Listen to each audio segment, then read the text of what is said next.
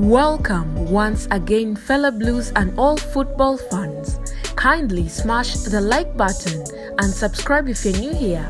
So, the latest reaching us from the Blues camp is that the wait is officially over as Benfica finally makes its last decision after Todd Boehly accepts to cash out £114 million fee and sign the Argentina international on a 5-year contract.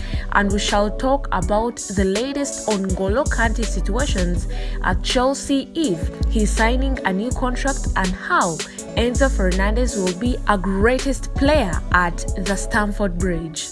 Chelsea and Benfica agreed the exact structure of the transfer of Enzo Fernandez on Monday. Benfica have released an official statement on claims that club president Rui Costa held an interview with DAS in which they would be willing to let midfielder Enzo Fernandez leave the club this January.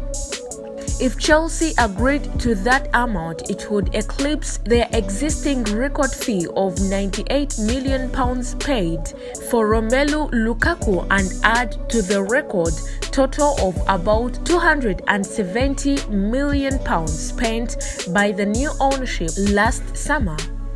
Discussions are ongoing about the size of the fee and structure of the deal. Chelsea's interest in Fernandez continues as a recent policy of buying young players in the hope their value will be maintained over the course of long contracts. But paying more than £100 million for the former River Plate player will be a huge outlay for Boehly, who is still involved in negotiations but has been helped by new technical director Christopher Vivell.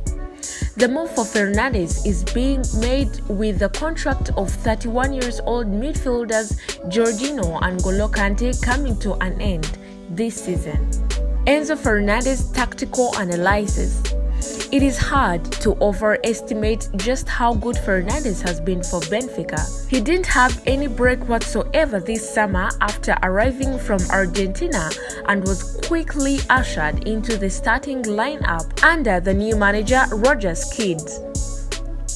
The first time I saw Fernandez was Benfica's league opener against Arousa when he scored just before halftime.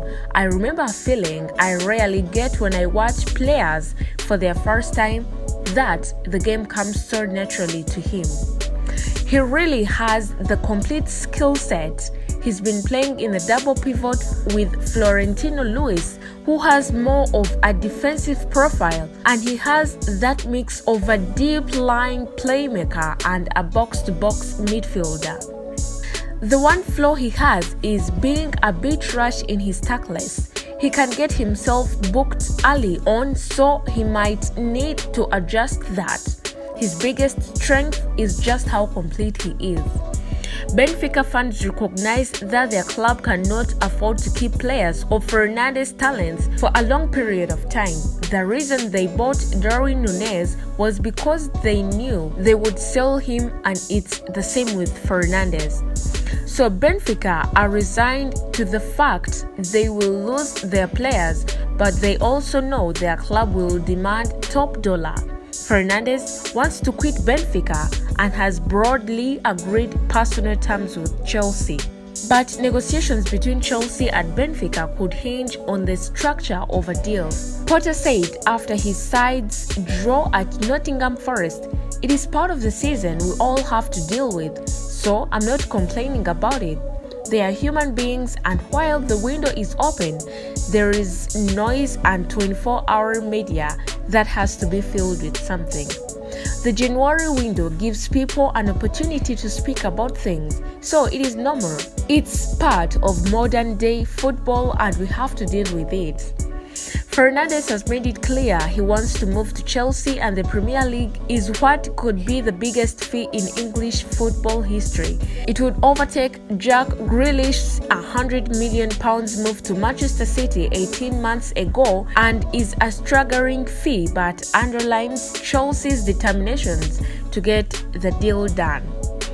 Chelsea owner Todd Boehly is ready to splash the cash with Benfica, admitting Fernandez can leave but only if someone catches the asking price. Chelsea are also closing in on a £35 million deal to sign Monaco defender Benoit Badiashile, having agreed a fee for the France defender. But how good is Enzo Fernandez? Fernandez is deployed as part of double pivot in midfield, usually playing alongside Florentino Luis in Roger Smith's 4-2 to 3-1 formation. He is somewhat of a footballing chameleon. Without the ball, he possesses great defensive attributes and instincts and can often be found using his intensity and aggression to win the ball back for his side. However, his superb quality on the ball means he is also a real threat in possessions and is a midfielder who can bring Benfica up the pitch and into the attacking third through the use of his expansive passing range. He is a player who is seemingly always on the ball, always moving, always dictating, and his effervescence in possession is unsurprisingly reflected in the data. He leads the Premier Liga for most touches with 1390, has completed by far the most open play passes with 1067, 212 more than any other player, and has completed the most open play possessive passes with 79, showing that his passing isn't simply for passing's sake, but instead used as a vehicle to progress his side up the pitch and into attacking zones. Enzo Fernandez open play touches. Fernandez has one particular pass in his locker which has become almost a trademark of his game. A perfectly stuck long switch from the left-hand side of midfield to the right wing. Due to his deep starting position on the pitch, he doesn't provide bundles of assists, just 2 from open play this season, but he's still much heavily involved in the build-up to goals, often providing a killer pass to progress Benfica up. The defensive dynamo. We know what Enzo Fernandez can do with the ball, but without the ball, he is more than capable of performing at the highest level. In the UEFA Champions League, we see this midfield chameleon operating in almost a completely different role, bringing his defensive skill set to the table. In Europe's elite footballing competitions, Benfica came up against much stronger opposition than in the Premier Liga, facing off against sides such as Paris Saint-Germain, where Benfica have to concede possessions for longer periods in the match and have to remain switched on against more potent attacks. Thank you for watching. Do not forget to subscribe and ring the notification bell to keep updated on all the latest Chelsea news.